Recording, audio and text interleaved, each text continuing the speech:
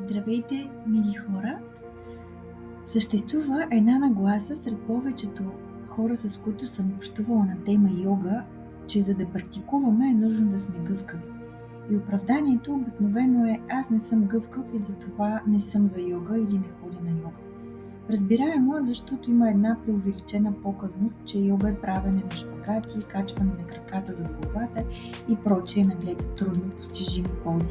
И е нормално в такъв случай да се демотивираме и да си кажем, че ние никога не бихме могли да достигнем подобно ниво на гъвкавост. И напълно вероятно да е точно така. Може години наред да практикуваме и въпреки това да не успяваме да сгъваме тялото си както не си иска и както сме виждали йога гурута да го правят. Тялото ни има естествено за него ниво на физическа гъвкавост, но това не трябва да ни обезсърчава, тъй като с постоянство и редовна практика можем да постигнем голям напредък. А и йога е холистична практика и когато подобряваме гъвкавостта на тялото, подобряваме гъвкавостта и на ума. Точно защото не сме гъвкави, е добре да променим това в обратна посока. Наслаждаваме се на процеса, а не се вкопчваме в крайния резултат.